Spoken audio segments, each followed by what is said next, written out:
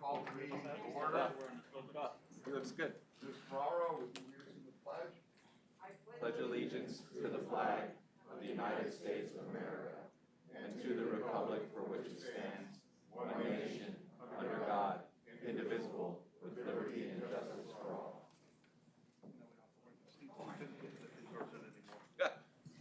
I didn't know who that was. Now I know who it is. Oh my gosh, that's a blast from the past.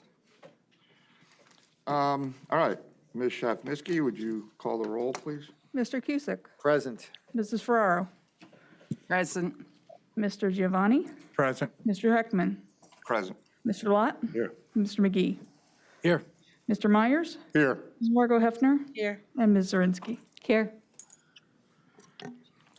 All present. Okay. I have a motion. Do I have a motion to approve the minutes of July 2nd? Motion. Second. Take what you can from that. All right. All in favor? Aye. Okay, good.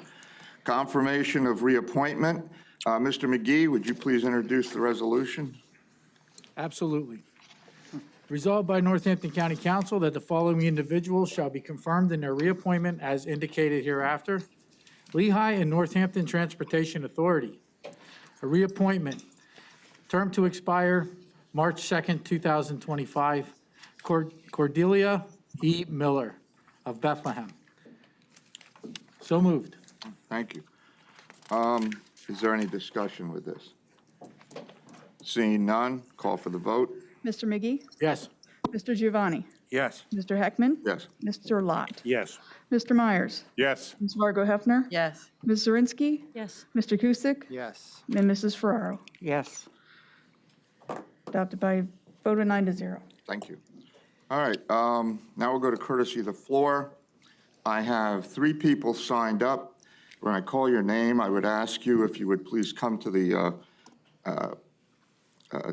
podium and give your name again for the clerk, and you have 5 minutes. First, I have Mr. Joseph Roy.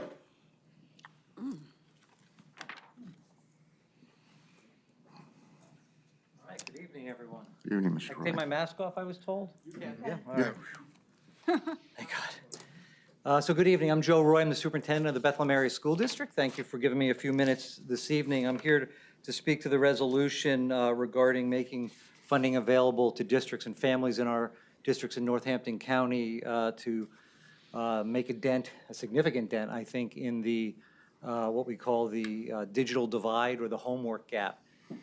Excuse me, as districts, even before the current crisis pandemic, more and more learning opportunities at home and in school are through the internet. So we're not buying textbooks, we buy tech books.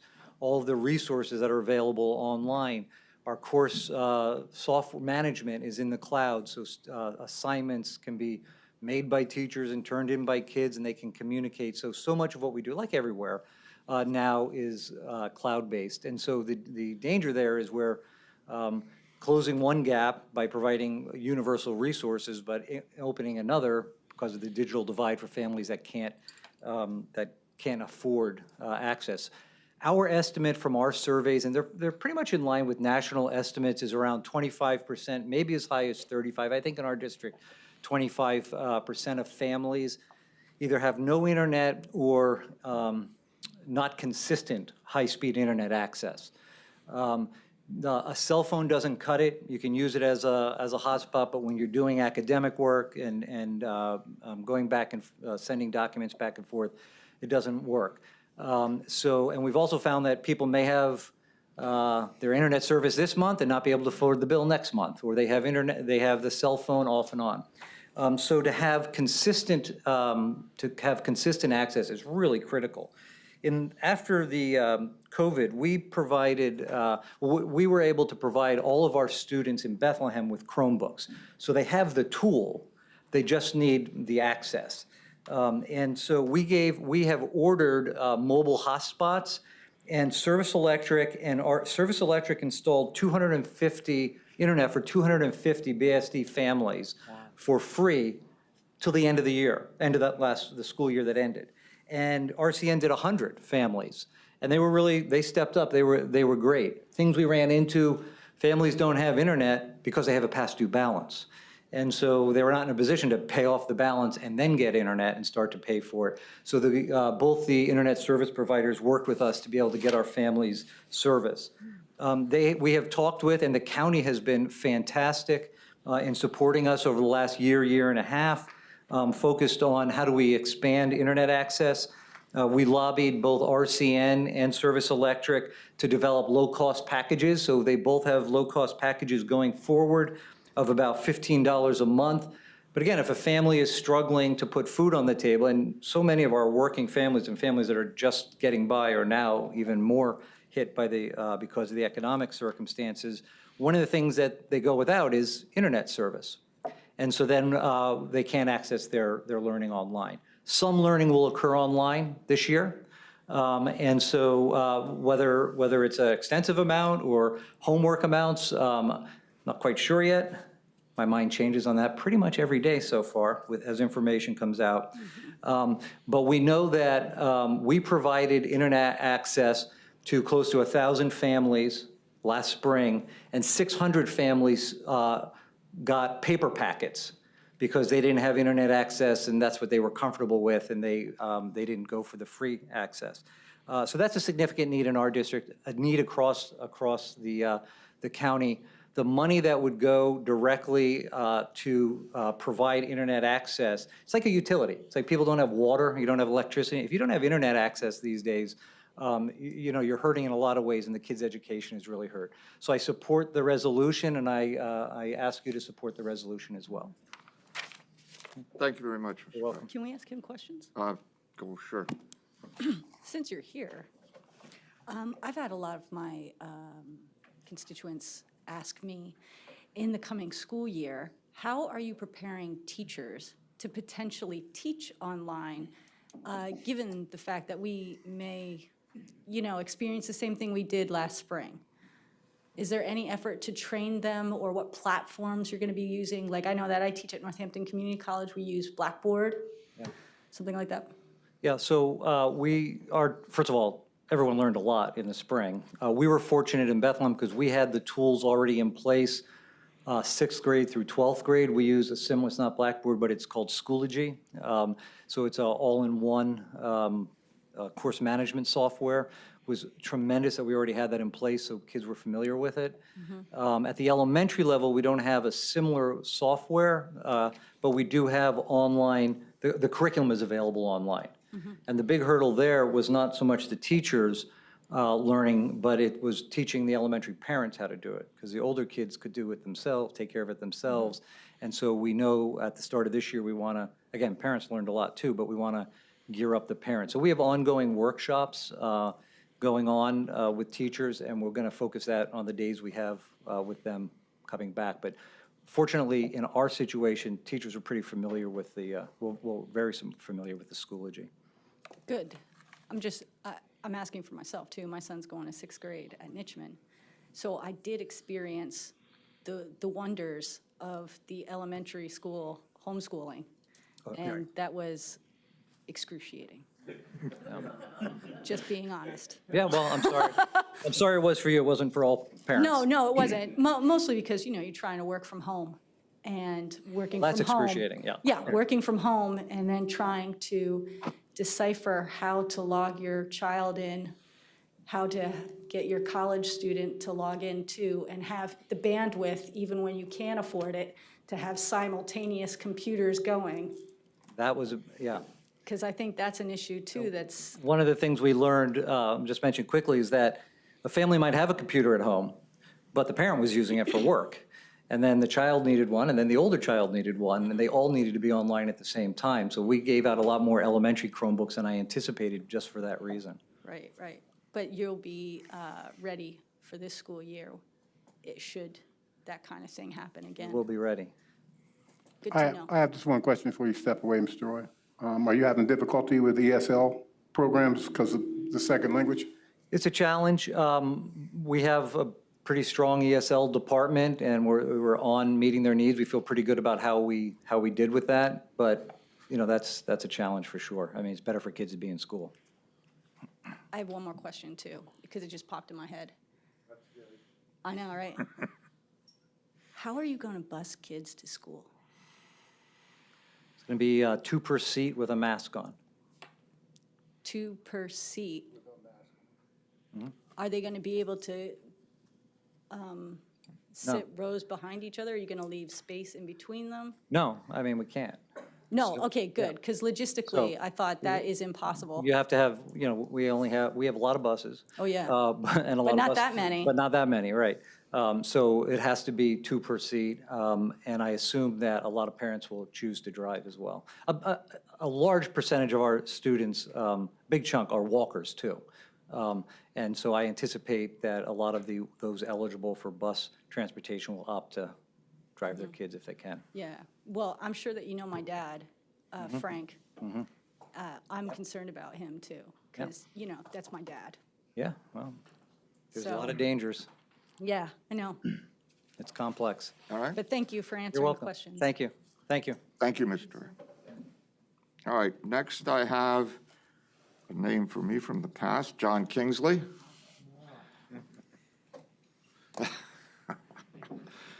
You know the 5-minute rule. I do. I'm John Kingsley, 180 Astor Street, Nazareth.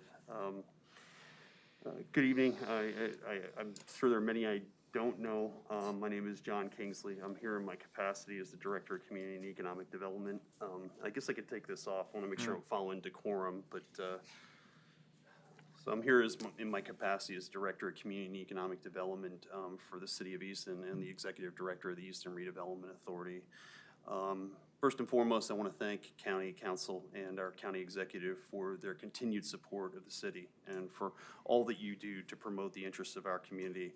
I also want to take an opportunity to compliment you on your Department of Community and Economic Development.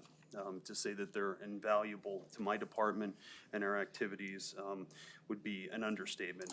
My staff and I work closely with every member of the DCED staff, and we're always impressed. In this week alone, I've worked with Tina, Mark, Frank, Karen, and Sarah on a variety of initiatives that are of vital importance to the city, and they provided valuable assistance in each and every instance. They're just terrific professionals, and they make me proud to say that I'm a former employee of the department. Frank Brooks likes to say that he is in the business of more, not less. I love that comment. And I think that defines the work ethic of the department. I know it is an all too frequently used phrase, but they really go above and beyond in everything they do. And we in the city are thankful that you offer their time and talents to us. In 2018, the city, in partnership with the department, joined the county's block grant consortium. And we're absolutely thrilled with how this relationship is developed. Joining the consortium not only provided us with increased CDBG funding, it also opened new channels for us to be able to access a host of additional funding resources, including the home, ESG, and FAIR programs. This isn't by accident. The design comes from thoughtful leadership of the department to strategically leverage its relationships with the county's municipalities, the U.S. Department of Housing and Urban Development, and the Commonwealth's Department of Community and Economic Development into increasing resources and community funding, not only for Easton, but for all of the county's municipalities. Tonight, County Council will consider the use of emergency shelter grants and other resources in support of the Northampton County Mediation, Tenant and Eviction Program, and to provide broadband internet access to households in need in the county. And I want to let you know that I'm in complete support of these initiatives, as it is estimated that as many as 23 million Americans may be displaced as a result of the financial impact of COVID-19. I recognize that we are on the verge of an eviction crisis. Estimates locally suggest thousands of Northampton County residents could be evicted once the moratorium is lifted. We believe that the CMED program presents an excellent strategy for addressing this problem by bringing landlords, tenants, and courts together and developing a sustainable plan to assist those that merit this consideration. I want to thank the county, the Third Street Alliance, and other partners for their leadership in developing this program. Finally, I'm also very happy to see the use of these funds being extended to lower-income households to provide broadband access, as we know that regardless of the strategy employed by our school districts as they reopen this year, remote learning will be a necessary component. Availability of internet is a critical issue affecting many of our families. In fact, and by estimates, some 1,000 students in the Easton Area School District. We must ensure that all of our children have equitable access to the resources necessary to ensure their academic success. Again, my thanks for all that you have done and continue to do for Easton, and thank you for allowing me the time to speak. I wish you all a wonderful evening. Thank you, John. All right, next I have Larry Luritzen. Larry, 5 minutes. My name is Larry Luritzen. Good evening, President Heckman, County Council. I'm the chairman of the Eastern Area Democratic Committee, and I'm also an engineer by trade. And I have 2 points that I wanted to make tonight. The first one is, as an engineer, I know what it's like when you're trying to implement new technologies. There's challenges, and often there are a few bugs that need to be worked out, as was with the case with the new voting machines last year's general election. Fortunately, the backup paper ballots worked as they should. With that being said, and based on the results of this year's primary election, I would like to congratulate Northampton County's election office, namely Amy Cozy, the election staff, and all of the poll workers who, my understanding was that there were 0 issues at this year's primary election. And also for being, my understanding also is that we were the 3rd one to report to the state. So, right? First. First, even better. So once again, they did an excellent job at solving these prior issues, and they deserve our praise and for that, for making that all happen. The second point I'm here for is I'm requesting for County Council, County Exec Lamont LeClure, and Elections Commission to do what they can, continue to educate and advertise the public on mail-in voting, and encourage them to do this. You know, with COVID-19 still out there, and probably will be then in this fall, mail-in voting is, I'm sure, probably the safest option, not only for the public, but also for all the poll workers. So with that, I appreciate everybody's efforts and appreciate the time tonight. Thank you so much. Thank you. All right, that's all I have signed up. Is there anyone else who would like to please come up? If you would give your name up here at the podium, and then you have 5 minutes. Hi, good evening. My name is Joe Guest, and I came in this evening because I wanted to bring to the county's attention an issue that's been tremendously difficult for residents of us in Lower Mount Bethel and Upper Mount Bethel, as well as some of the other areas around us. I'm representing a group of concerned citizens. It's a safe traffic working group for residents of Lower Mount Bethel and Upper Mount Bethel. I want to keep it brief, so I'll just tell you that my wife and I moved to the area in 2008 because we've had family and friends, farmer friends out here for 30 years, and the rural way of life attracted us.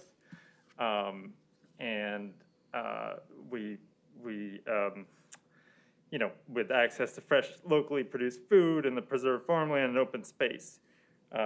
And, you know, we're supporters of local farms and businesses, but our safety and quality of life has been severely impacted by truck traffic and traffic in general. There's a litany of experiences, anecdotal issues that residents have had with trucks violating the speed limit by 15, 25 miles an hour going on roads like Front Street, Euler, as well as 611, blowing by school buses that are stopped with kids trying to get on the buses. You know, this is resulting from industrial development, which is impressive, and it's great that we're experiencing this, you know, warehouse industry that's certainly got some economic benefit, I'm sure, but it's got to be counterbalanced with respect for our communities and for people that live here, because we don't want to be living in a parking lot for Amazon warehouses, and we're you know, being impacted in our local townships, excuse me, our local townships are having trouble coordinating together within the community, within the county, to take action because they have challenges of their budgets, they can't afford legal representation, and they're fighting against, major companies who are, pushing through things like a request to not have to adhere to local zoning ordinances. It's a new RPL development proposed in Upper Mount Bethel that would be millions of feet of industrial use. We don't know if it's manufacturing or another Amazon-type warehouse situation, but suffice to say, it will mean more truck traffic, more risk to our residents in our community. So I'm coming to bring this to your attention, ask if you can get into it a little bit in terms of some sort of regional coordination. I know there's the Lehigh Valley Planning Commission. I know there's, intergovernmental organizations that work on planning, but I'm just telling you that it hasn't worked. It's not working for people that live in rural communities. And, like in our township, we don't have police. We don't really want police. We can't afford police. Like, I shouldn't say that. We all want police, but we have the support of the state police when we need it. And our township doesn't have the need. We're The means. but we're experiencing these violations every day. Today, we were woken up at 2:30 in the morning with trucks because they can't get up these hills. These are 70,000-pound loads, and they're going down, these roads that aren't built for it. So, sorry, I'll try to wrap it up, but the key points I came to make are the traffic is unsafe. We've got these violations of speed limits and other traffic violations that are happening. Take note, there was a recent accident involving a dump truck that killed a local school teacher. That was last year. The noise is constant and unhealthy. We're woken up, as I was saying, just this morning and all day today. We couldn't have a conversation on our backyard, which is 0.3 of a mile from Mueller. This is also increasing our air pollution. And, here in Northampton County, we have one of the largest sources of air pollution issues in the state. And there's an increased cost to taxpayers when these roads that are not built for high volume, heavy load truck traffic are being used for that. And our property values are being damaged.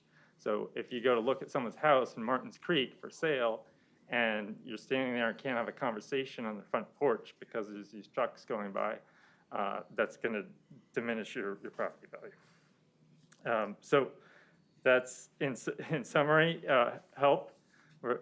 We need some county support to coordinate. We're working on it. Lower Mount Bethel, brought it to our attention at our last Board of I need Supervisors you meeting. to wrap up. And I thank you. Appreciate it. Thanks. Thank you. Thank you, sir. All right, again, I have no one else signed up. Is there anyone who would like to approach council for courtesy of the floor? Seeing no one, I just want to say before we get to county executive's report, I want to put out a thank you on behalf of council, and particularly on behalf of myself, to our Public Works Department for our screens. It's great to get back to a semblance of normalcy, so I don't have to scan the audience looking for people. And it's a safety issue, and they, Mr. Mr. Parsons and everybody else, yes, it's great, and I appreciate it. We all appreciate it, and a big thank you to them for getting this done in this amount of time. All right, so now we'll go to the county executive report. Do you have a report, Mr.? I do, Orr? sir. All right. Good evening, council. I think the president politely poked fun at me last week when I was talking about pandemic progress. And the catchphrase, pandemic progress, but it's more than a catchphrase, right? I mean, we opened the Wolf Avenue parking lot this week, and if you haven't been through it yet, I mean, I know it's a surface parking lot, but we're somewhat excited about it. If you haven't been through it yet, it's probably the nicest surface parking lot you'll ever be on. And it isn't just that it's aesthetically pleasing and that it's a symbol of pandemic progress. It's not just that we kept people working safely through the initial phase of the pandemic. It's that we kept people working safely so we could get our senior citizens who struggle to get into the courthouse. Have you ever watched that, Mrs. Ferraro? Have you ever watched folks coming up that hill, right? Having to park all halfway down that hill? Well, no, I'm just, I was just looking at you. I was just looking at you. But have you ever seen that, right? And so part of what we're doing is we're going to have 12 one-hour spaces in that Wolf Avenue parking lot so that we want our senior citizens to know if you come here and you're coming in to get a short certificate at the Register of Wills, or you're coming in to pay a fine or get your license to carry renewed, park in that Wolf Avenue parking lot because there'll be 12 one-hour spaces there. We also have a number of new handicap parking spaces there. So folks with disabilities and who have the proper placards to be there, they should come there. So, because we're getting you closer to the entrance. So, Mr. Heckman, that's what I was talking about when I'm talking about pandemic progress. I was jealous. I wish I would have thought of it. I thought it was a great slogan. It's great. And I got another one for you you're really going to like.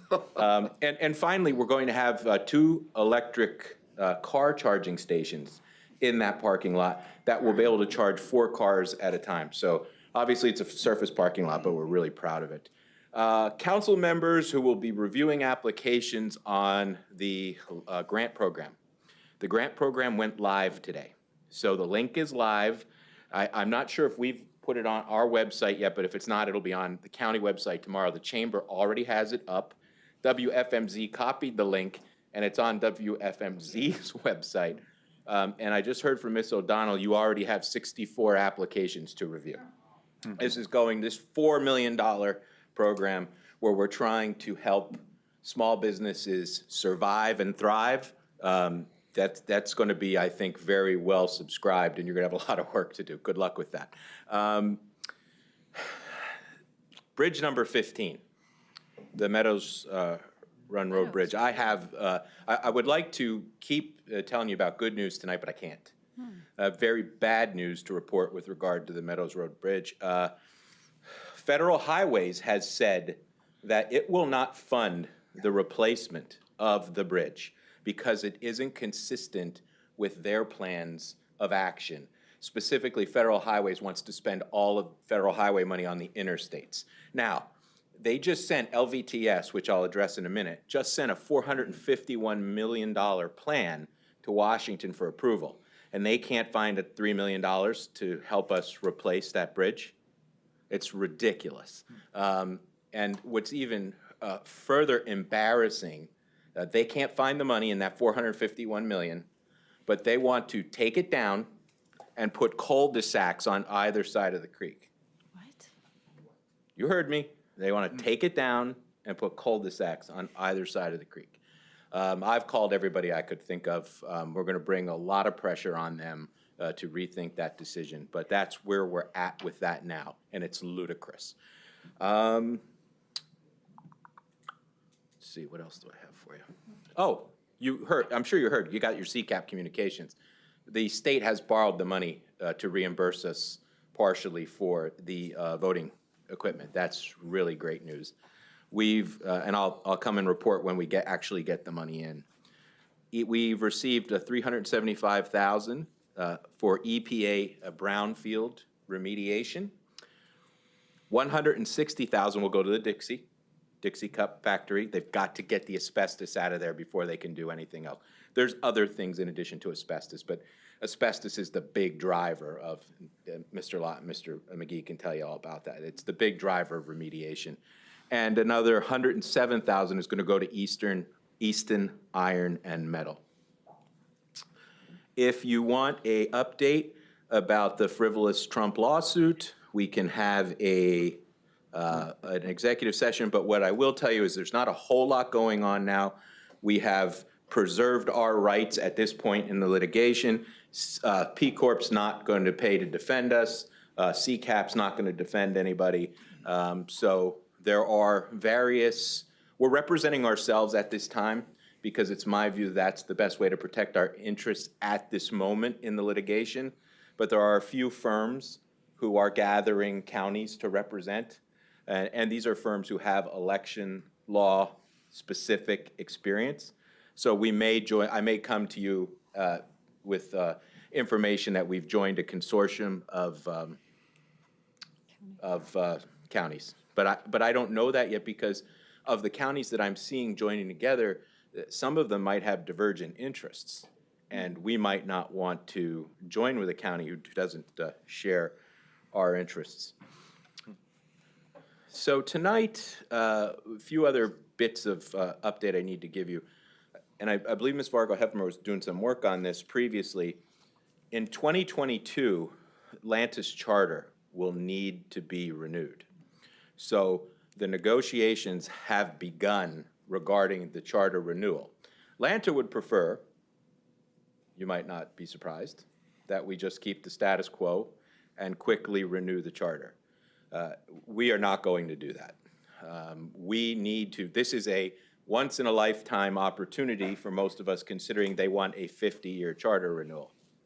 So this is a once-in-a-lifetime opportunity for almost all of us to make sure that there is equity in the funding of this bi-county venture, and we're going to do that. We'll be giving you updates as we're negotiating through the process. Also, the Conservation District. That memorandum of understanding is due every 5 years. It must be reviewed. The memorandum of understanding has been the same since 1961, essentially. But that's when we had, one soil conservation person.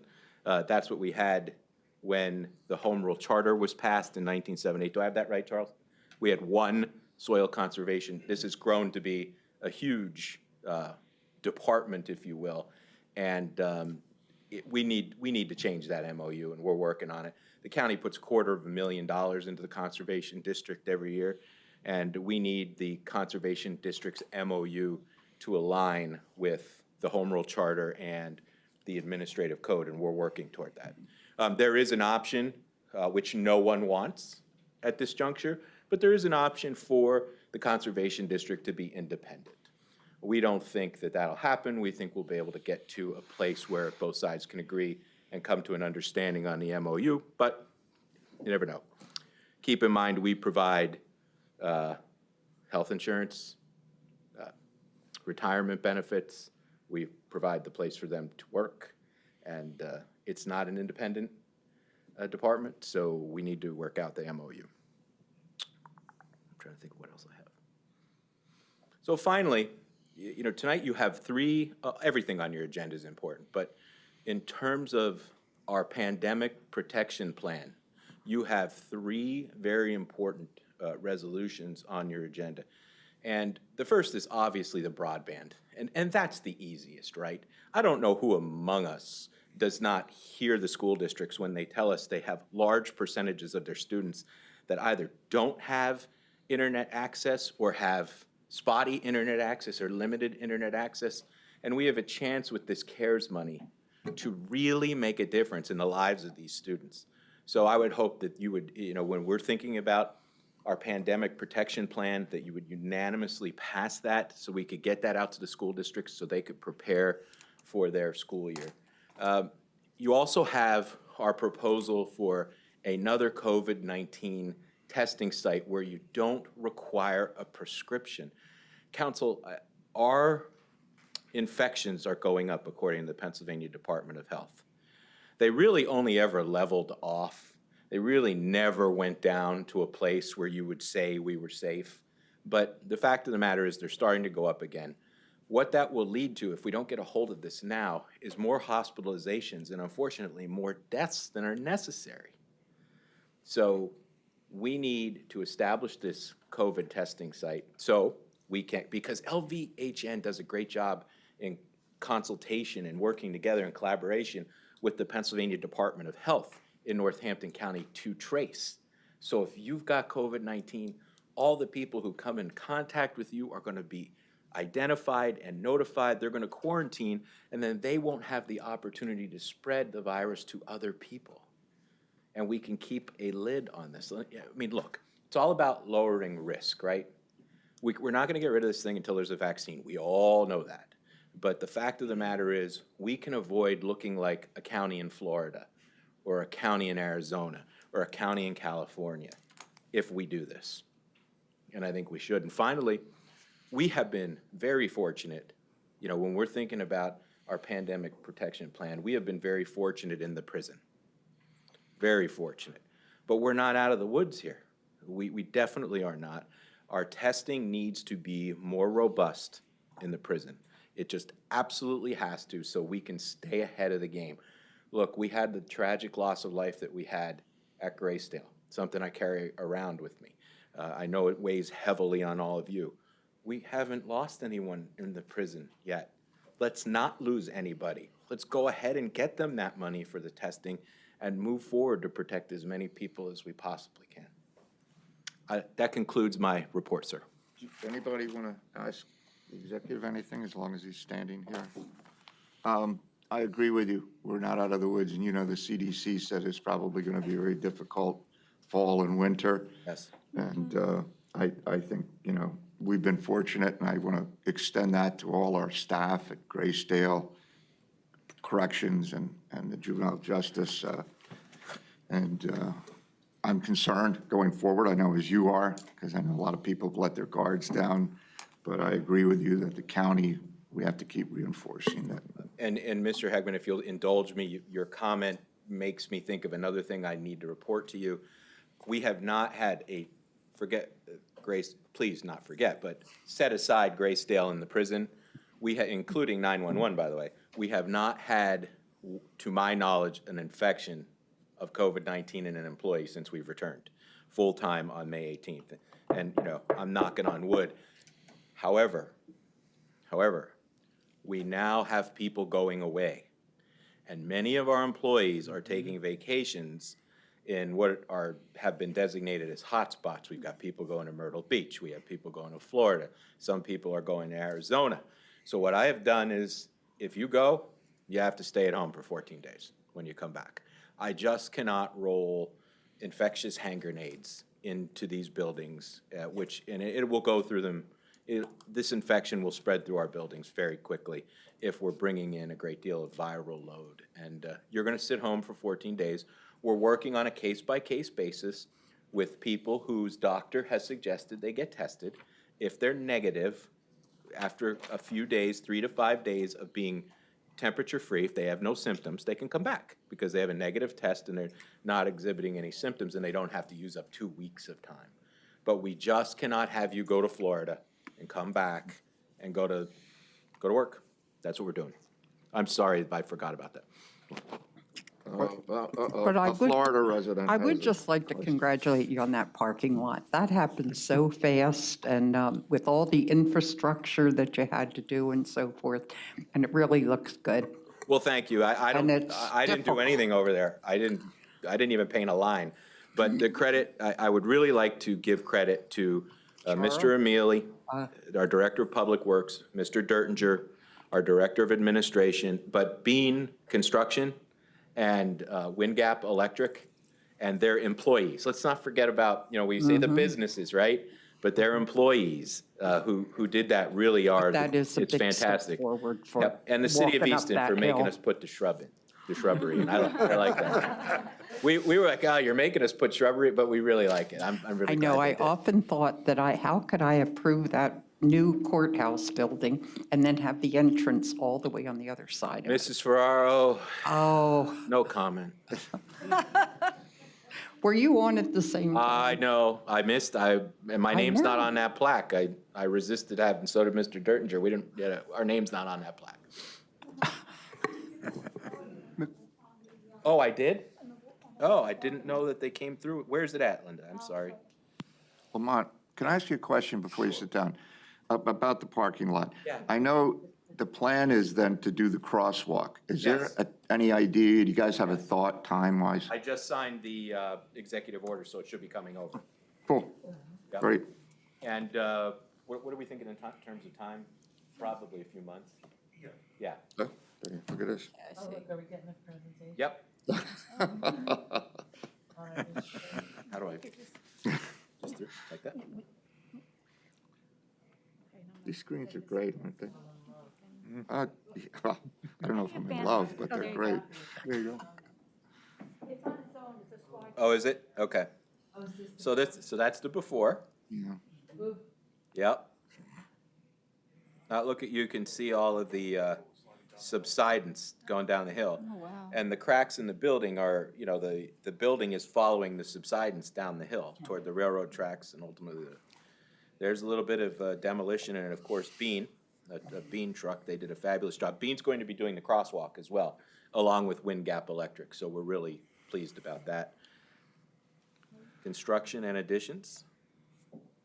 Your 104 spaces, 7 ADA accessible spaces, 2 charging stations for electric vehicles, but that can charge 4 cars. And it opened in July. And I believe that concludes that presentation.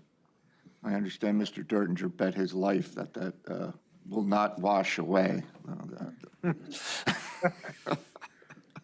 We had a heavy rain. Thanks. Okay, Kevin, thank you, thanks a lot.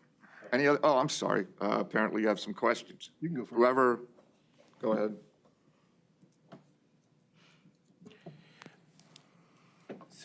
So I just want to congratulate you. The parking lot looks great. What about our next parking lot? Is there any movement on, across from the prison? Oh, no. You mean that the house we bought? Yes. No, they're, Sweet part.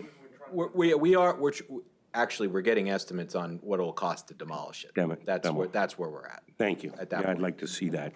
Yeah, I'm trying to knock the things down we can knock. I want to get the forensic center done, and then we can really turn and focus on, we're hoping to be done in October. Thank you. I believe Mr. Myers has a question. You put forth that you're going to start forcing these folks to stay home. Were they told ahead of time that they take vacation in these? No, they weren't, but there will be a published policy, and Mr. Myers, I understand that it feels unfair, but it would be more unfair to the people that they're working with if they come back from Myrtle Beach and get 20 people sick. So I'll take the weight of that perceived feeling of unfairness.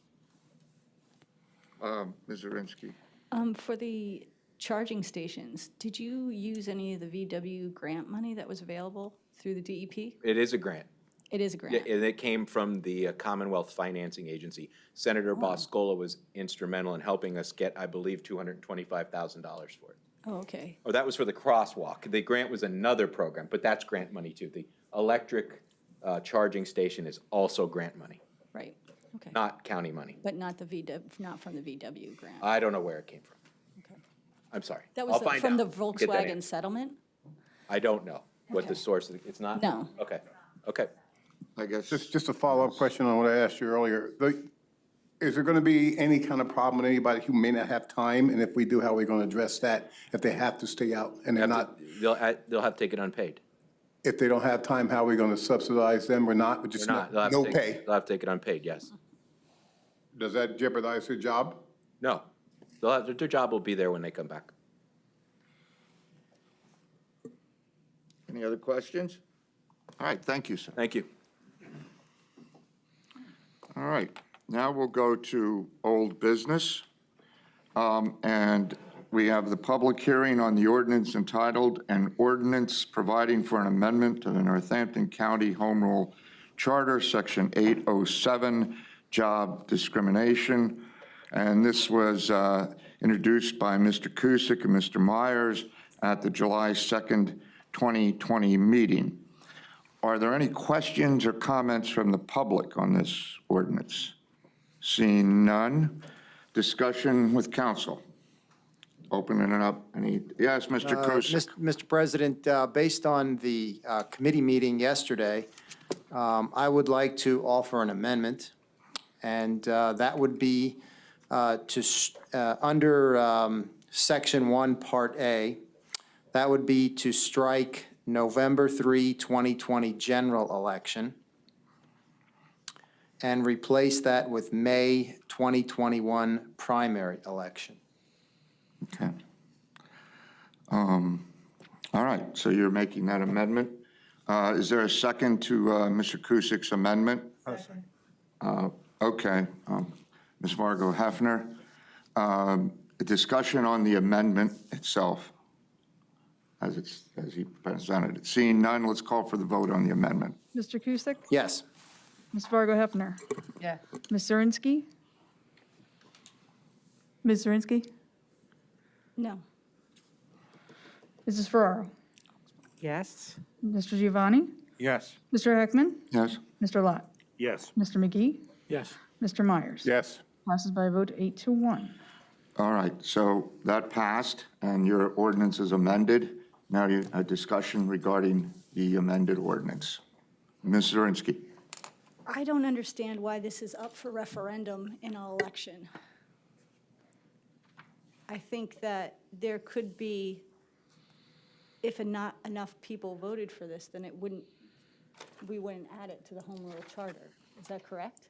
Yeah, he wants to amend the home rule charter, and in order to do that, any of us, it has to go before the public. It has to be a referendum. So if they voted yes, we would amend the charter. If the vote was no, it would not amend his ordinance.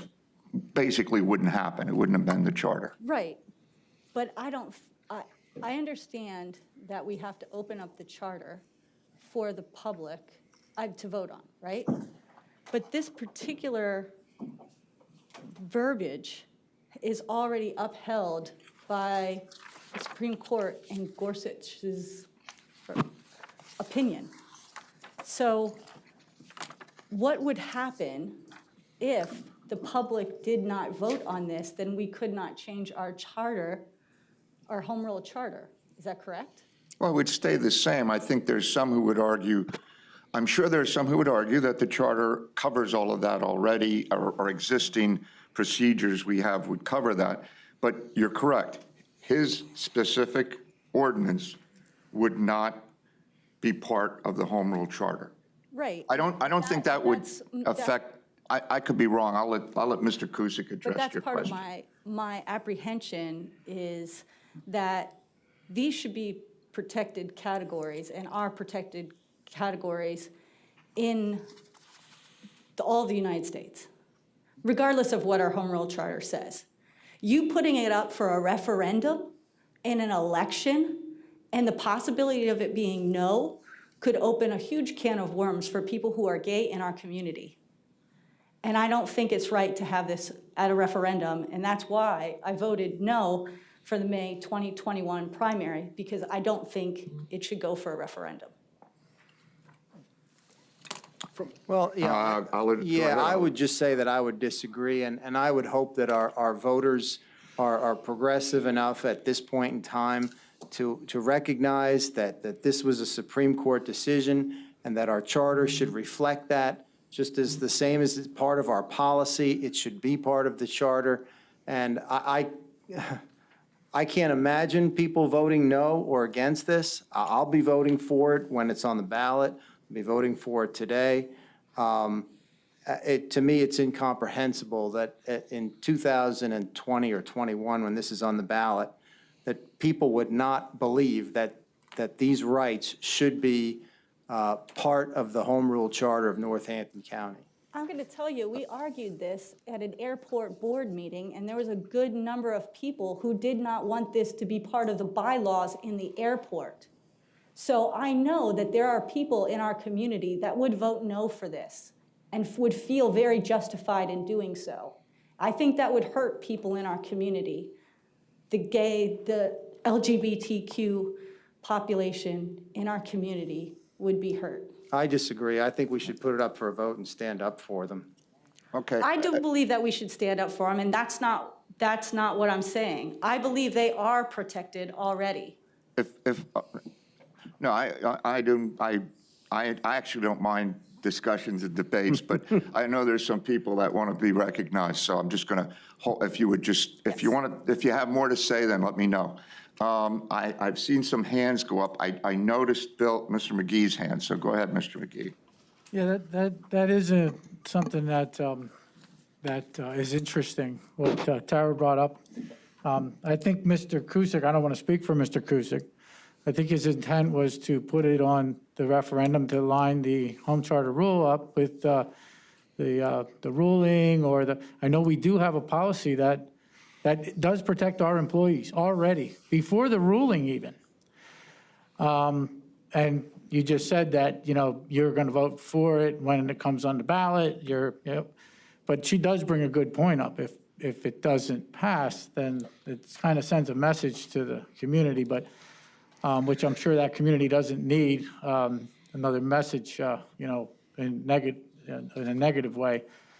But I guess what I'm looking at is, have we talked to the stakeholders before, has anybody reached out to any of the stakeholders to, like say if it was something, in the best interest of this group or these folks or somebody that could be, seen in a negative light, with discrimination, have you reached out to any, I guess I'm going to ask Mr. Cusick that.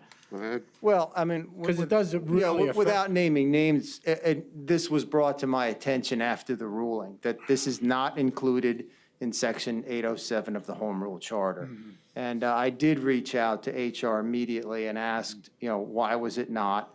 And I was told, and we were presented with the paperwork, that it is part of a policy. So my thoughts have been that the policy should align with the charter. And to me, I can't imagine, like I said before, I cannot imagine at this point in time that a majority of the people in this county are that bigoted that they would vote this down. So I hear what you're saying, but I truly hope that at this point in time, we're beyond that. Well, Here's what I want to do. I want to do Mr. McGee. I want to do Mr. Lott. Was anybody else had a hand up? No, I'm going to do Mr. McGee, finish Mr. Lott, Mr. Myers, and then we'll go back to you, Ms. Zirinsky. Okay, go ahead, if you remember I'd just that. like to finish with, Sure, go ahead. spring is a long time away. We have an election to get through. We have a budget to get through. We have, a lot of things to get through. And I think we have a little bit more time to reach out to some of the stakeholders that have a really strong interest in this. And I think we need to, I don't know what the best method is. And I'm going to respectfully, ask or just make the request. But I know there's some sponsors on this ordinance. And I think that, I think tabling it and having another discussion and maybe getting some feedback from some of the stakeholders here might be in the best interest of the county. Okay, are you through then? Yeah. Bill? All right. Mr. Lott? Thank you, Mr. Chairman. So I tend to agree with Mr. Cusick that I can't imagine in this day and age it would be voted down, but say it would. My question, I guess, is to the solicitor. I mean, if it got voted down, and this is only for our employees, correct? This doesn't go countywide. So this is for our employees. So if it gets voted down, our policy can still stand. And if it would get voted down, it doesn't change, the Supreme Court decision still overrides this. So I don't see the chances of it being voted down hopefully are very slim, but even if it was voted down, would it have an effect on our employees? I'm sorry, you wanted, Mr. Our solicitor. I guess that would be for the solicitor, but, Do you or have just a something question off out the there. top of your head that you'd like to say on that concern? I think what needs to be said is I was contacted by Mr. Cusick. As a result of that, I drafted this amendment. I also spoke with Elizabeth Kelly, or at least had correspondence with her, and that was referenced by Mr. Cusick, that there is documentation in the employee manuals that would somewhat cover this. And it was my intent, and I think it's my intent now with Mr. Cusick's request, to bring the Home Rule Charter into complete compliance with the Supreme Court decision of about a month ago. The Clayton County case, I think it's from Georgia. If I may, Mr. Solicitor. I think one of the concerns is, suppose in the referendum, people voted down. Is there a concern that that somehow creates a problem for what we actually have in our regulations now? The law of the land is the Supreme Court. Okay, so All right. So the answer is, even if Go it ahead. got voted down, it would not affect our employees. Our employees would still have these rights regardless whether it's voted down or not. I will support this in moving forward. Mr. Myers, you were next, I believe. Yeah, as a co-signer of this, first I looked at it and I looked at it from the standpoint of a uncle of a couple people that are of the LGBT community. And I asked them and they went, go for it. It's already been established by the law of the land by the Supreme Court. It's no different than the right I have as an African-American to vote. We're not going to change anything. Only thing we're doing is changing the charter. I don't see it as a threat. And if we are that narrow-minded a community, then we need to change the narrative in the community. It's that simple. If we're that narrow-minded, we're bringing it to the forefront. Did we not just do something 2 weeks ago that brought to the community, and I didn't see any negative reaction when I brought forth the racism issue? So we're dealing with a lot of issues. Things are not going to, things are changing in America. Things are changing in the Northampton County, and you're going to find out, in my own personal opinion, that people are more willing to bring forth a change and be more respectful to our neighbor than we're really giving more credit for. And if they aren't, then, tough noogies. It's time to make a change. Ms. Zirinsky.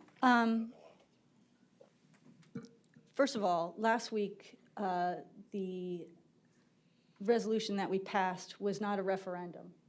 It was not having the public vote on whether we should include racism or not include racism. This is a referendum for the public, and I have a gay brother.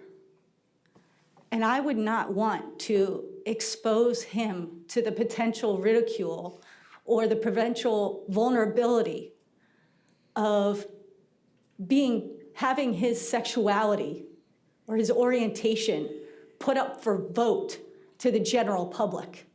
It is upheld by the court, by the Supreme Court. It is the law of the land, and our charter, although it does not reflect that, was historically drafted at a time when it was not tolerated. I believe that the executive order that was signed last year, right, makes that sound. And now we have our employees protected. If for some reason this would get voted down, that could expose individuals who are in our employ to potential vulnerability by other individuals around them. Just like having a picture on your desk of your gay partner. And you can think that this day and age, that this doesn't happen, but I'm telling you, it's pretty recent that things like this happen. I would like to table this, or make a motion to table this, until we can hear at this podium members of the LGBTQ community and the stakeholders for this on what their feelings are about putting this up for referendum. All right, you've made an official motion to table. Is there a second? Second. All right, with no debate, Ms. Shefninsky, call the roll, please. Ms. Zirinsky. Yes. Mr. McGee. Yes. Mr. Kuzic. No. Ms. Ferraro. Yes. Mr. Giovanni. Yes. Mr. Heckman. Yes? Mr. Lott. Yeah. Mr. Myers. No. Ms. Vargo Hessner. No. It passes by a vote of 6-3. I wish we wouldn't, Okay, we wouldn't even have to. the ordinance is That should tabled for now. I would suggest that discussion maybe want to be held with Mr. Kusick or what next measures council desires going forward. All right, that's all I have under old business. I do have, is there any other old business before I proceed? Seeing none? These masks, glasses. All right, I will, I have the introduction of an ordinance entitled, an ordinance providing for an amendment to the Northampton County Home Rule Charter, Article 2, Section 203, composition as follows: the county council shall be composed of 9 commissioners, 5 commissioners elected at large, and 4 commissioners elected by district. Someone to sponsor, but I believe we have a sponsor, Ms. Vargo Hefner. Is there a second? Peg's going to sponsor. Oh, are you, oh, I didn't know that was your That's second. my hand. I'm sorry, Peg. My big head was. You have that laid-back Florida lifestyle. I don't know what that meant. Anyway, okay, so Ms. Ferraro seconds it. There will be a public hearing, debate, and possible vote at the August 6, 2020 meeting. All right, now we have an introduction of an ordinance entitled, an ordinance to amend the, this is terrible, amend the 2020 Northampton County budget. Is there someone who would sponsor this ordinance? Ms. Vargo Hefner, is there a second? I'll second. Ms. Zirinsky? All right, public hearing, debate, and possible vote will be held at our August 6th meeting. Now we have consideration of a personnel request resolution, elections. Mr. McGee, would you please introduce this? Resolved by Northampton County Council that one full-time position of election technician, pay grade RU 16, step 1A, salary of $31,460 shall be created in the elections office effective the 16th day of July 2020. This was discussed at the committee meeting yesterday, and so moved. I don't know. Is there any discussion on this? I have one question. Go ahead. Something that I didn't think about yesterday, and it's interesting, the superintendent was here, is the Bethlehem School District is in both counties. So again, you said, I think yesterday, Ms. Smith, Just that the election thing. it's vouchers. So the vouchers would be for Northampton County residents in the school district Hold of it. Bethlehem? I'm sorry, we're on the election person. Oh, You just skipped ahead. You totally skipped ahead. I'll just go home. All right, never mind. Be ready for that question. All right, is there any, good. All right, is there any discussion on the personnel request for elections? Seeing none, call for the vote. Yes. Yes. Mr. Myers? Yes. Ms. Fargo Hefner? Sure. Ms. Zirinsky? Yes. Mr. Kusick? Yes. Mrs. Ferraro? Yes. Mr. Giovanni? Yes. Mr. Heckman? Yes. Passed by a vote of 9-0. Don't worry, Ms. Hefner, I'm told we all put our foot in our mouth I sometimes. think it's the new hours I'm. Okay, next we have consideration of a resolution approving the financial contributions to county school district seniors and veterans to assist with Wi-Fi and electronic equipment needs via the COVID-19 County Relief Block Grant. Ms. Vargo Hefner, would you introduce this resolution, and you can even lead the discussion? Where do I start? Just- Now therefore be it resolved by the Council of the County of Northampton that the sub-grants of COVID-19 County Relief Block Grant totaling $825,000 is approved, that the County Executive of the County of Northampton is authorized to execute any and all necessary grant agreements with the sub-grantees not to exceed the approved amounts. Thank you. All right, discussion. What I said. I assumed, but I didn't ask yesterday, and I should have. Yes, you are correct. The school district vouchers that we provide will obviously only be for Northampton County residents. Okay, thank you. Because we have just too many agreements with Lehigh County, we need to ask, and I can't assume they're gonna do what we do all the time. Mr. Myers. In not a no so subtle way, Mr. McGee and myself both asked for the veteran administrator to show up, and I take it he's not here to answer questions for us about how he's going to handle the veteran scenario? Or is Sue, you're going to answer our questions? Yeah, Ms. Wondolowski's here. If you'd like her to come up.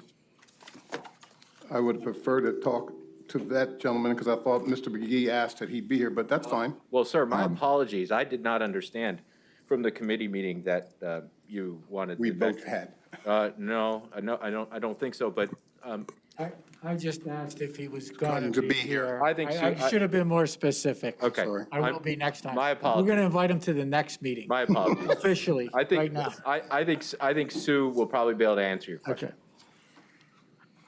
Ms. Wondolowski? Yes, sir. I don't know, Mr. Myers or Mr. McGee, do you want to? You want to go first? No. All right, how are we reaching out to the veterans to make sure those that don't have the vouchers are going to make sure they're going to get it? And what is the process of that going to be as a veteran who stands in front of you? Oh, okay. So this is a work in progress, but Mr. Ramirez and I will be working together with DCED, and he has a whole host of contacts, of which I certainly don't know off the top of my head. But he and I have talked about different levels of outreach over the last couple of years for a variety of different topics, especially for folks who, I assume we're talking about low to moderate income individuals. And we would utilize those avenues, those same avenues for outreach that we already use for other things regarding the VA. Okay, because there are different levels of cooperation or different levels of what a veteran receives. If you're an active duty veteran, you're more pertinent to get things than guys who were in the service who were not during wartime. So are we going to make sure even those that are were not in during any kind of conflict are still eligible, or are we changing standards for that? No, there's, whatever the standards are that Mr. Ramirez already uses, and I know there's some form with letters and numbers to confirm eligibility that he obtains for every veteran that comes through for, primarily his job is to help people with compensation benefits. And so we would utilize that same form and process that we already do for veterans benefits through the county. Okay. I have to stop. I have to go out there myself to take care of some of my own personal issues, but, all right, I think that answers my question to some extent. Thank you. Okay, and if there's anything else, certainly I can get the answers for you, Mr. Myers, or if you're heading out there, I'm sure Mr. Ramirez can help you as well. I'm sorry, there's some things I have to take care of as a veteran, and I was going to talk to him about it. I'll do it then. Perfect. Let me know If anybody doesn't mind. let me know if you run into any obstacles there. I appreciate it. Thank you. Are there any other, okay, Ms. Ferraro and then Mr. Kusick. I just had the question about county school districts here, and I'm just wondering, is that going to include all kids in Northampton County who are needy, or is it only going to be public school kids in Northampton County that are needy? Public. That's what I hear in my ears. Oh. What? Yeah, Tina, why don't you Not come your up? job, Because, Sue, sorry. Thank you. It's the public schools. thank you. Yes. Why not all the kids? I mean, there's needy kids in parochial, charter, all kinds of schools. If they meet the Home income line. qualifications, then we can certainly reach out to those schools as well. Okay. Along with that, Peg, understand something, that there's money that gets pulled out for private and public schools, right out of school district budget. So there's a need there, and the school administration sees it, and they express it, that we have to give funds. It will be allocated by the school board as the person who sat there. Is that accurate? Yeah. Well, that's 100% accurate. I was the school board president. But I mean, even for parochial schools? Yeah, yeah. They all get money. It doesn't matter who, what, where. If you're in the Easton, Bethlehem, Wilson, doesn't matter. If there's money that needs to be allocated, whether it's transportation or any other need, it comes out of your public school budget. And they take from, you ain't getting around it. I don't care if you're charter, it's still gonna come out of that piece of money that we're gonna give to them. All right, Yana, Ms. Ferraro, are you finished, or because you still have the floor? Mr. Kusick. Yeah, my question is to deal with the senior citizens. Is there an income guideline that you have established for grant money here? So we utilize, for most of these funds, and I assume the same would apply for CARES as federal dollars, the HUD eligibility. So I don't know that number off the top of my head, but low to moderate income, I think for a family of 4 actually ranges all the way up to like 50, 55, 60,000. So it's a pretty wide gap, but generally we focus more on the low as Yeah, opposed to well, moderate. this program is for senior citizens. I guess, for the ones that have 3 pensions. True. Good we point. don't- we- Yes, generally, I'm always thinking in terms of rapid rehousing. But yes, so there would have no issue, being a family of 1 or 2, generally in terms of the seniors meeting the folks that we're talking about. Okay, but there meet will that. be income guidelines. Yeah, we I don't- follow the HUD guidelines, absolutely. I was giving the example of a family of 4, but Okay. yes, it's straight out of the HUD playbook. Thank you. Yep. All right, are there any other questions on this particular resolution? Seeing none, I'll call for the vote. Ms. Fargo Hefner? Yes. Mr. McGee? Yes. Mr. Myers? Yes? Ms. Zirinsky? Mr. Kuzic? Yes. Mrs. Ferraro? Yes. Mr. Giovanni? Yes. Mr. Heckman? Yes. Mr. Lot? Yes. Adopted by a vote of 9-0. Thank you. All right, next we have consideration of a resolution approving the financial contributions for a Northampton County COVID testing site via the COVID-19 County Relief Block Grant. Ms. Fargo Hefner, would you introduce this? Let's see where we go. Let me see if it's the right one. I think it's No. your Finance Committee gurus. Now therefore, be it resolved by the Council of the County of Northampton that the sub-grants of COVID-19 County Relief Block Grant totaling $300,000 is approved, that the County Executive of the County of Northampton is authorized to execute any and all necessary grant agreements with the sub-grantees not to exceed the approved amounts. Thank you. Discussion. Mr. Myers?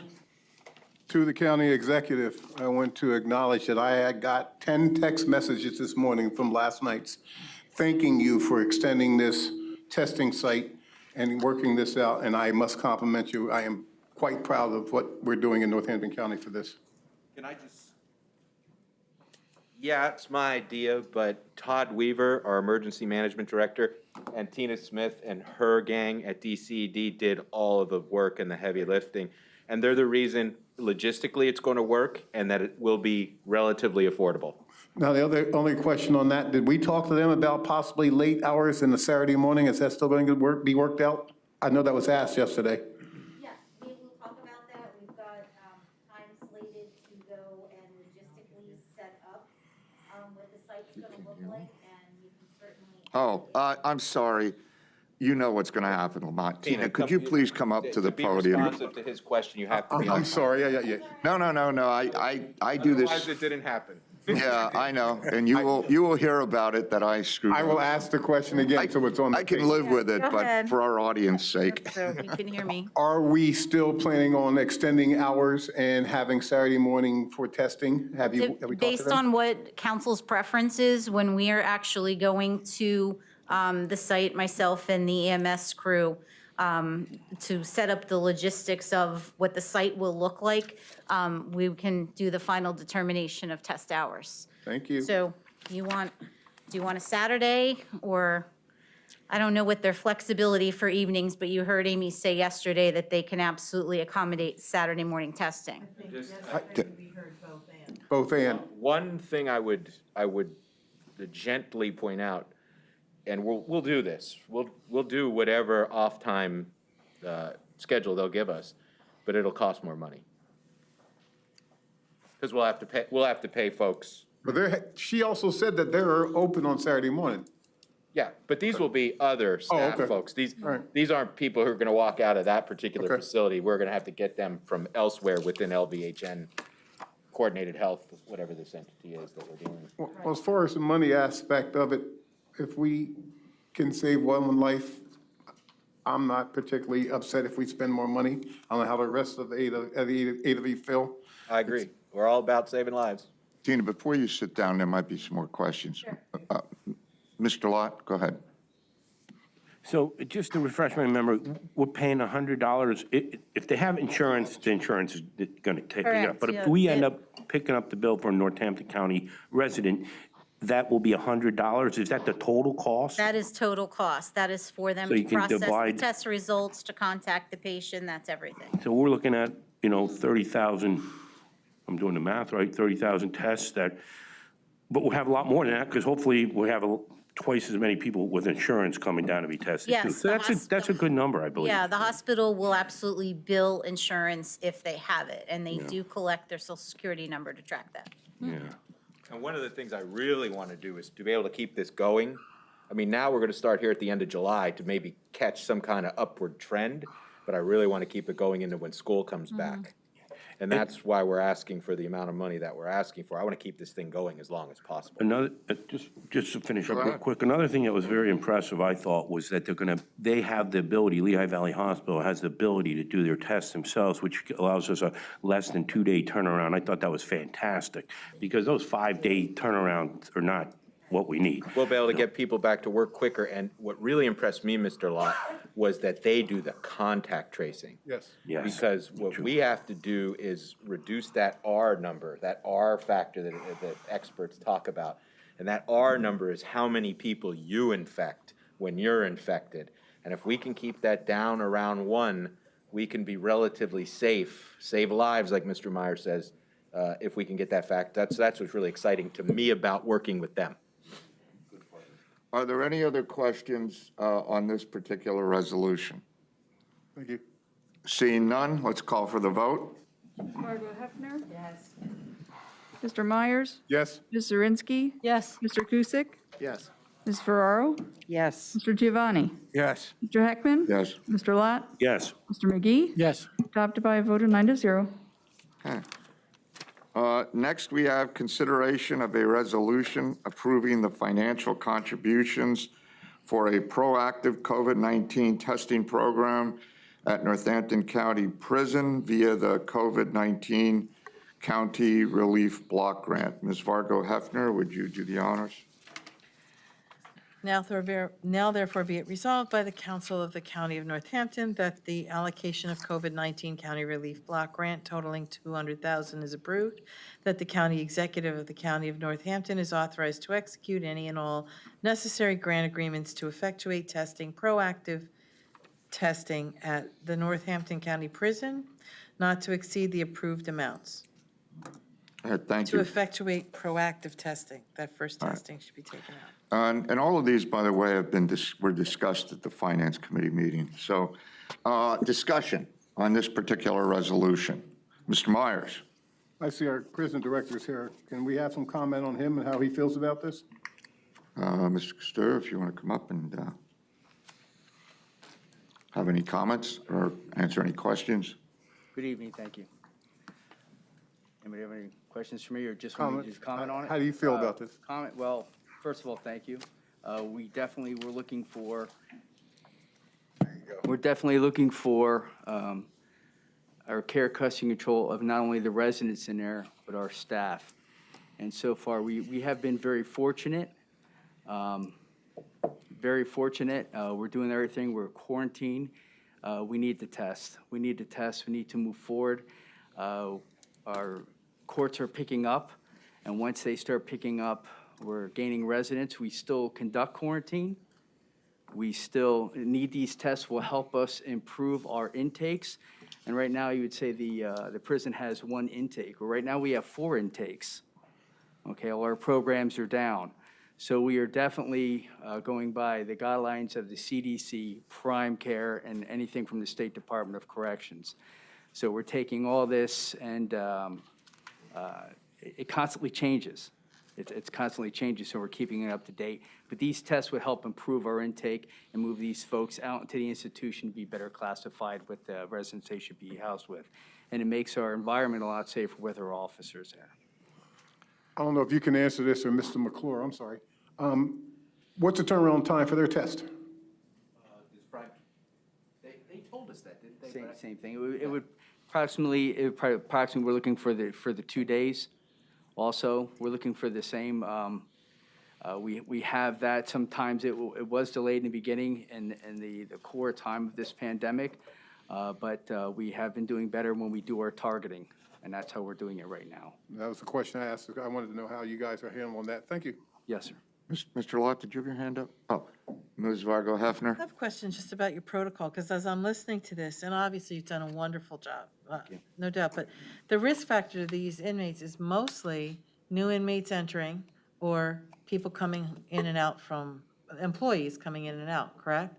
So do you have a procedure for inmates when they enter? Are they quarantined 14 days anywhere? It's correct. Actually, the quarantine was 14 days. We're actually moving it down because we're finding out we also have to learn while we're doing this. And so far, none of our residents, even though we have tested a few of complaining of these type of symptoms, have come up with the COVID. And it seems to the ones that have had it were in the institution for a while. So our quarantine is working, and it's not the residents coming in. Okay. So, but to help better test them for the different tests that we have, that will move them along in the process to open up our intake units and get them back to where they should be. And are there transfers from other facilities? There are now, yes. And this makes it safer because they're requiring some of them for the COVID-19, especially upstate. But then still same protocol, correct? Like what, entry? We will keep them in. We will quarantine them when they come in, yes. Thanks. You're welcome. Are there any other questions? I want to echo, you guys are doing a good job over there, very good job. Thanks for everything Thank that's you. happened. Good evening. All right, if there are no other questions or discussion, let's call for a vote. Ms. Vargo Hefner? Yes. Ms. Zirinsky? Yes. Mr. Kuzic? Yes. Ms. Ferraro?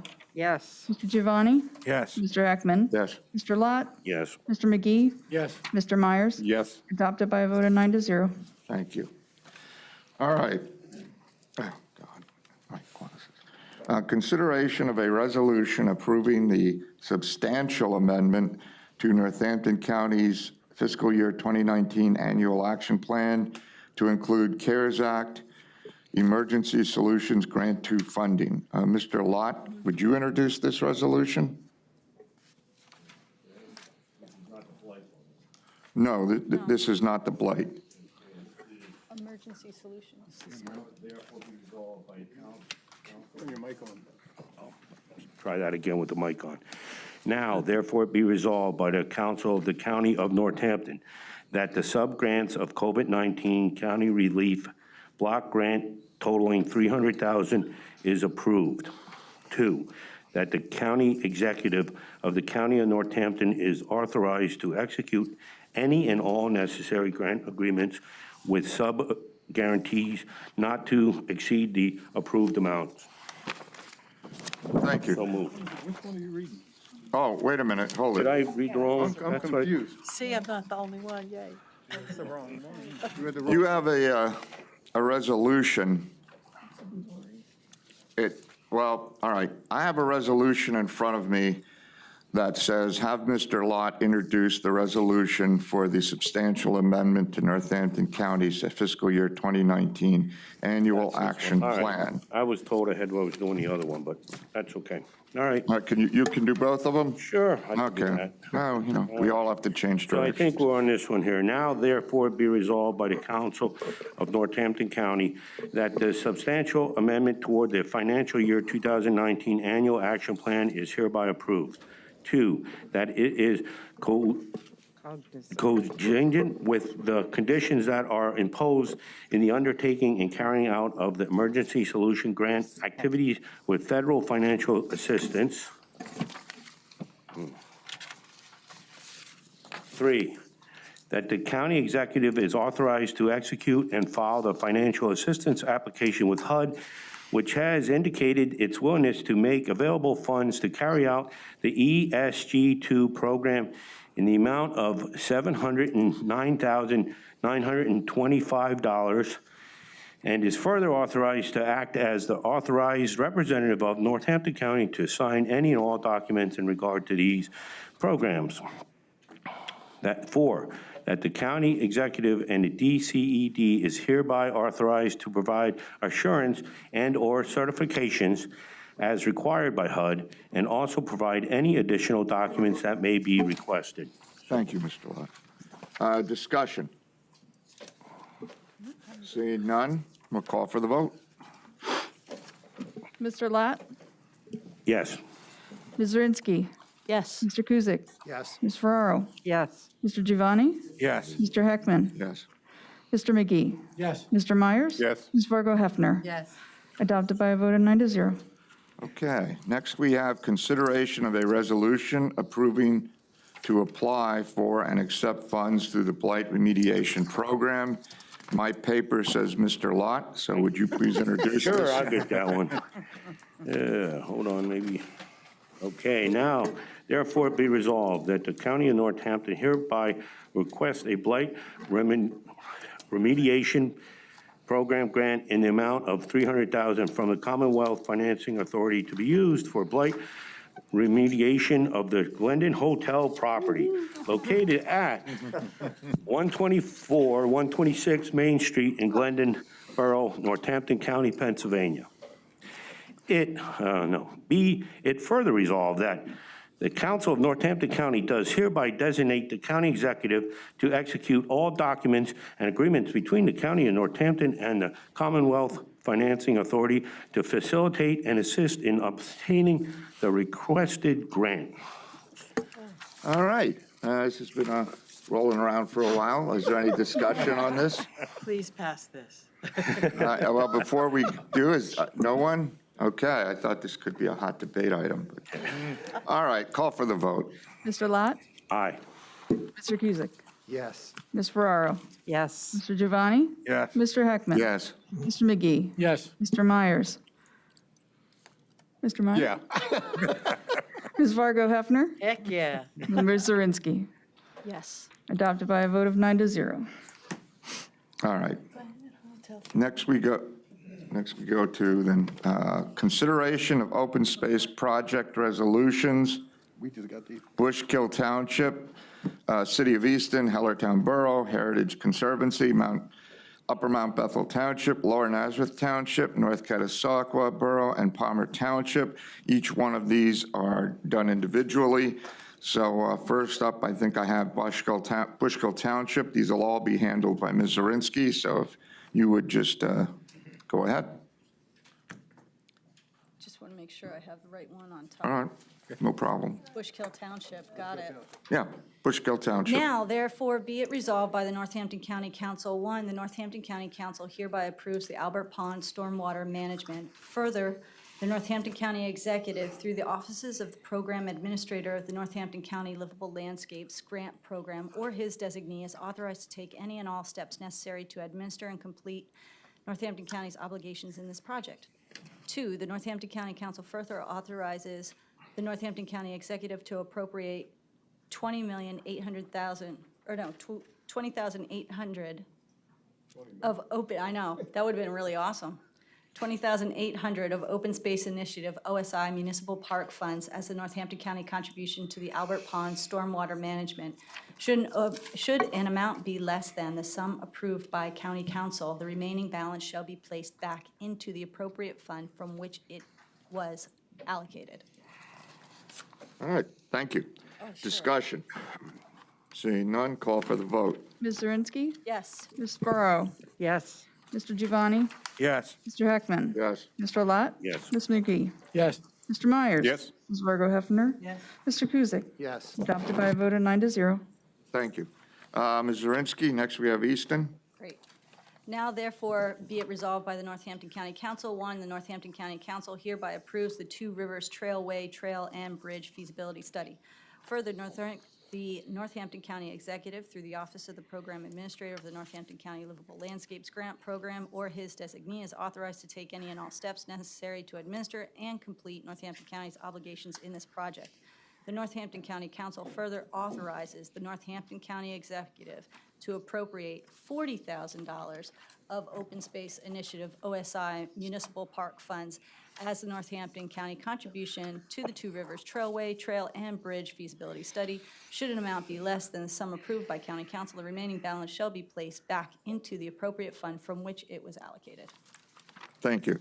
And I just want to point out again that these were all discussed at a committee meeting, and Right. so At 5. people are aware. Is there any discussion?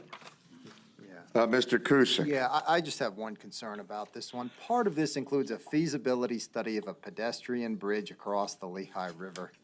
I don't think that's feasible. That's just my opinion. And I don't, the rest of it I think is okay, but I think that particular piece is a little pie in the sky. Okay. Any other comments? Or you Well, want I to? think Sherry Acevedo was Mr. here today Zirinsky. at the Energy, Environment, and Land Use Committee. If you had any questions about this, you should have asked them to her. I think that she explained adequately why that feasibility study was necessary and that it would be, it wasn't something they did not think that would be able to be accomplished. But I will be voting for this. Any other questions, comments? Seeing none, call for the vote. Ms. Zirinsky. Yes. Mr. Giovanni. Yes. Mr. Heckman. Yes. Mr. Lot. Yes. Mr. McGee. Yes. Mr. Myers. Yes. Ms. Fargo Hefner. Mr. Kuzic. Yes. Ms. Ferraro. Yes. Adopted by a vote of 9-0. Thank you. Now I think we're at Hellertown. So, Ms. Zirinsky, Earl Fellertown, right? tour of the county. Now, therefore, be it resolved by the Northampton County Council, one, the Northampton County Council hereby approves the Dimmock Park Swale Greening Phase 2. Further, the Northampton County Executive, through the Office of the Program Administrator of the Northampton County Livable Landscapes Grant Program or his designee, is authorized to take any and all steps necessary to administer and complete Northampton County's obligations in this project. The Northampton County Council further authorizes the Northampton County Executive to appropriate $50,000 of Open Space Initiative OSI municipal funds as the Northampton County contribution to the Dimmock Park Swale Greening Phase 2. Should an amount be less than the sum approved by the County Council, the remaining balance shall be placed back in the appropriate fund from which it was allocated. Thank you. A discussion?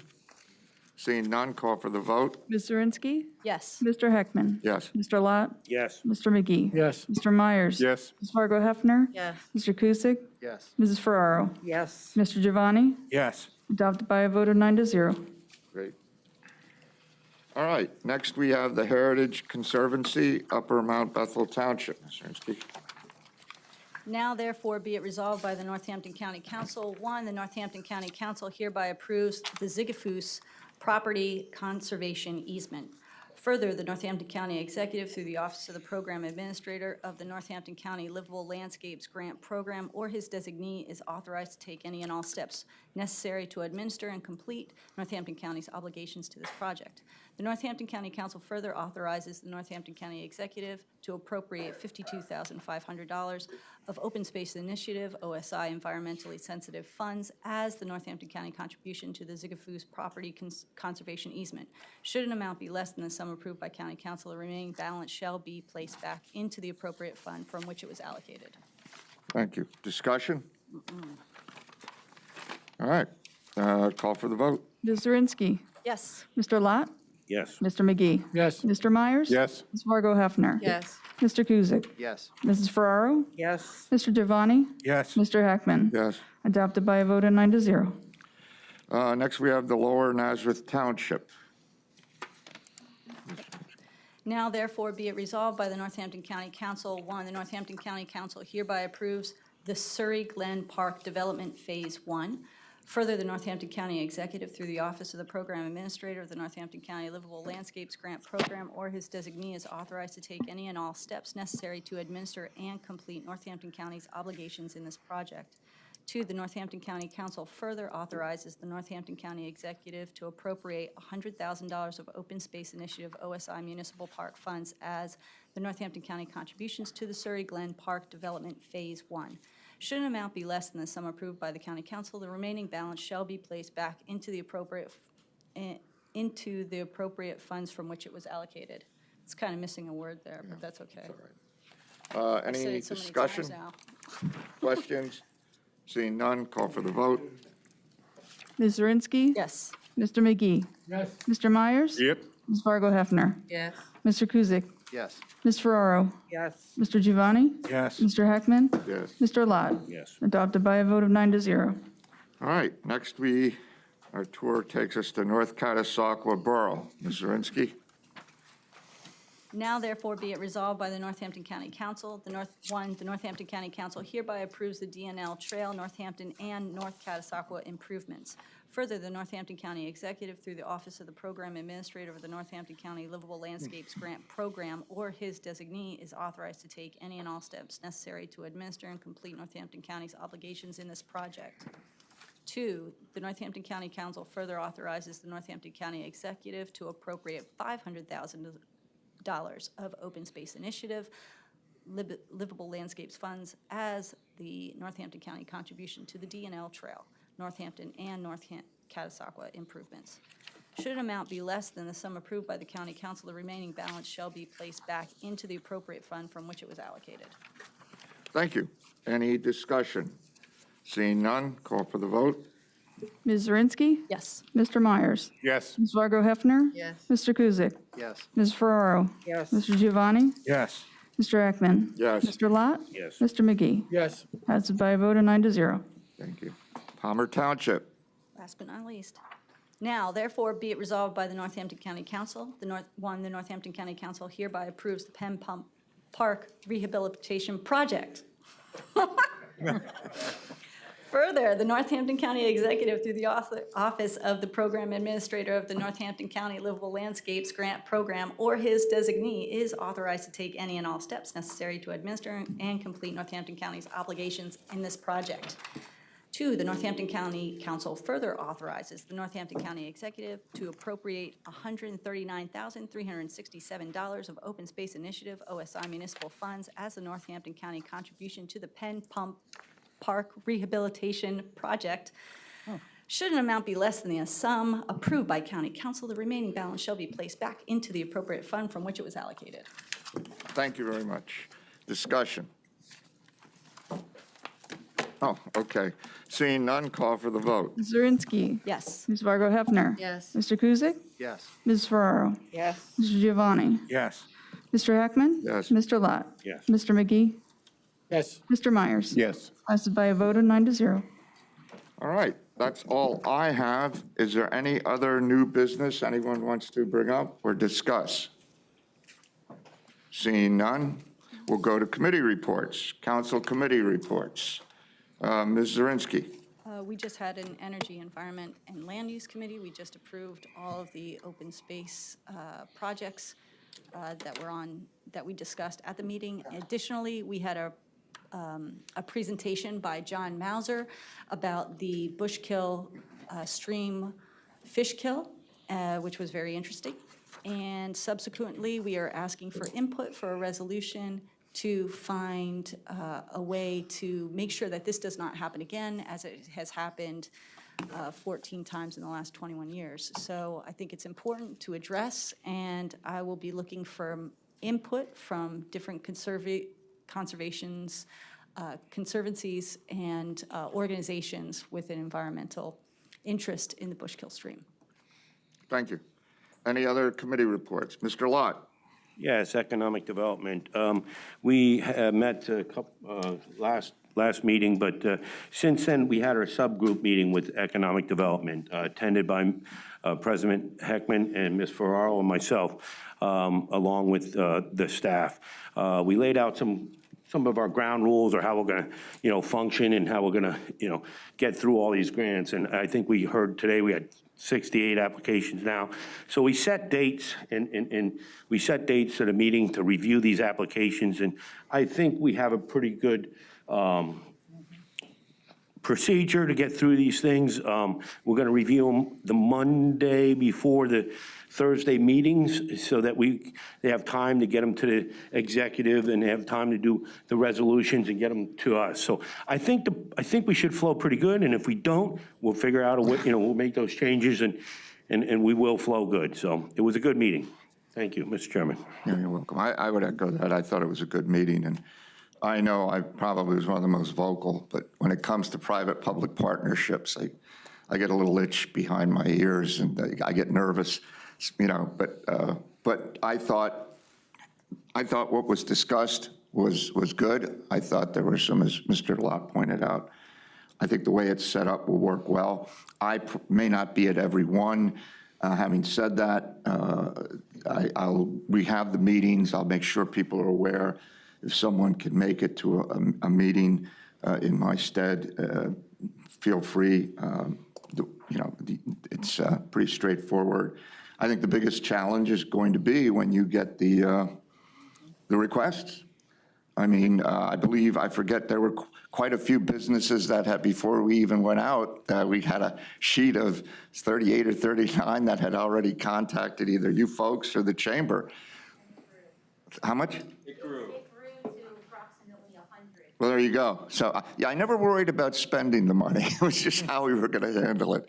So, yeah, I would think that you're going to see quite a response overall. But I agree with Mr. Lott. Well, all right. Any other committee reports? Personnel had a brief Oh, committee Billy, go ahead. meeting yesterday, and we got a full-time staff person for the elections department, which is good because they'll have somebody full-time, with their load. That's going to be a pretty crazy load there. So that's it. All right. Any other committee? Seeing none. Liaisons? Mr. Giovanni first. All right. As you know, your screens are working well. We had our IT meeting beginning of this month, but IT department had still some wiring to do yet, but everything's complete. The screens work well. The other thing was discussed was Mr. Myers, the multi-factor, the dual factor. Scott from the IT and I have been testing it for about 3-4 weeks, almost a month. That is, I think, all complete. We're going to start pushing it out at the end of this month. And how it works is for the portal into the shared drive for the county council people. What you have to do is you have to click on the Fortinet client and it'll say VPN in. So when you VPN in, you log in with your login and your password, and what happens, another box shows up. What will happen is goes out, the way mine works, goes out to my personal email address with a code, authentication code. Put the code in, it accepts it and goes through and connects it through. I will be emailing out procedures to go ahead and do that, but that's all for the county council for the portal. Other than that, the IT is moving forward. Now that people are not working from home, they're back on their schedule to implement things that are going on. So, thank you. that's my report. Ms. Vargo Hefner. GPA met, and thank you, because we did get the word this month that Glendon had approved our zoning. You just approved the grant, and now we'll be able to, I believe it's build the 5-building parcel. Is that what we agreed? 5 units on the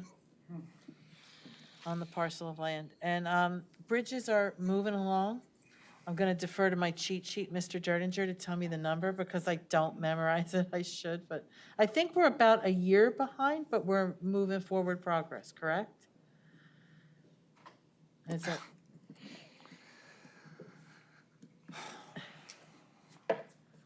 And the number? We should be reaching a point that we will be just a year behind. We're still a little more than a year behind.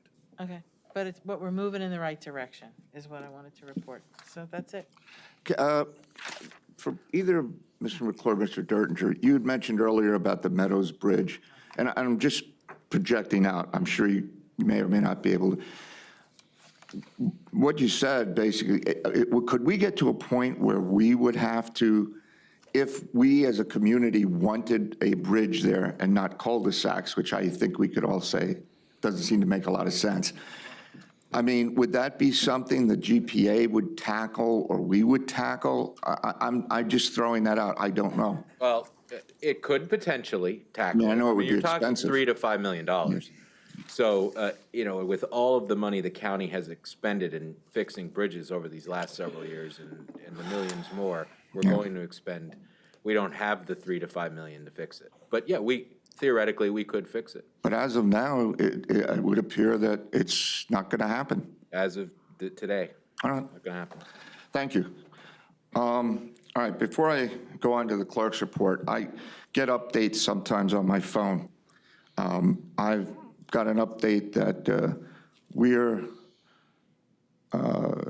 apparently we can't be heard, and I'm guessing that's over the YouTube. Now, today, Ms. Shafnitsky was in here, and Ms. Zembo was down at a desk, so I didn't have, and I hadn't realized that someone in the back. I didn't notice any major violation, but I will just put that out there, that there was a comment sent that people can't hear us. So anyway, I guess we just have to be as vigilant as we possibly can. Mr. Hurd, Yes. does that mean that there's no sound on the YouTube, or somebody just wasn't talking into their mic? I would think it's the latter. I would think that the concern is that maybe somebody, and I moved or didn't turn their mic on. I can't tell you. I just know that I received a complaint, and I figured as long as we're sitting here now and I have your attention, there we go. So I just wanted to, in the future, we may go and have, because we'll see how it works out. But I just wanted to point that out, and for what it's worth. It's a new era with this, and I guess even I sometimes, if I've said to people, if you see my lights not on, whether it's Linda or Ms. Shafnitsky, punch me in the arm, and I'll put it on. So Ms. Vargo Hefner. I just wanted to publicly thank our staff for all their efforts in keeping us accommodated during this and to get us back up here. But we've put a lot of requests on you, and you've honored them all, and thank you very much. Okay. All right. So now I'll go council clerk's report. Nothing. All right. You echo that because you have a mic. Nothing. We don't have a report. Thank you. All right. Council solicitor's report. Nothing. All right. Thank you. Is there a motion to adjourn? Motion. All right. We're adjourned. Yes. Welcome.